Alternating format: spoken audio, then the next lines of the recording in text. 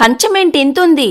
చెప్తా ఇంత పెద్ద కంచంలో ఎందుకు తింటున్నానో, నా లైఫ్ లో అసలు రాదు అన్న పనినైతే చేస్తున్నాను తెలుసా. ఇంత పెద్ద ఉసిరికాయలతో పచ్చడైతే పట్టేస్తున్నా. పచ్చడేమో గానీ ఈ వెల్లుల్లి వల్చడం ఒక పెద్ద నరకం రసం. పచ్చడి పట్టడం చాలా సింపుల్, కానీ దీని ప్రాసెస్ చాలా లాంగ్. ప్రాసెస్ అనేది లాంగ్ గా ఉన్నా కూడా కొంచెం నిదానంగా చేసుకున్నామంటే పచ్చడి ఎక్కువ కాలం నిలువ ఉంటది.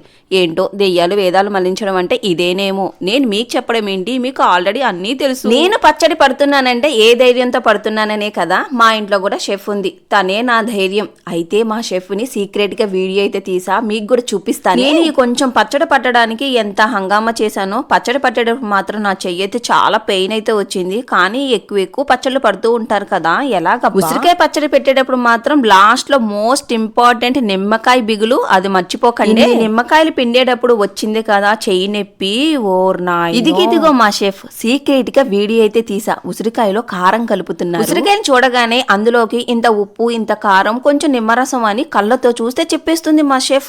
అది కూడా కరెక్ట్ గా సరిపోతుంది. పచ్చడి పట్టాక అదే బేషన్లో వేడి అన్నం వేసుకొని తినకోకుండా ఉంటామా? గోంగూర పచ్చడి రుబ్బినప్పుడు ఆ రోట్లోనే అన్నం వేసుకొని ముద్దలు కలుపుకొని తింటుంటే అబ్బబ్బబ్బబ్బా, ఈ ఉసిరికాయ పచ్చడి అయితే టేస్ట్ చంపి పడేసిందంతే.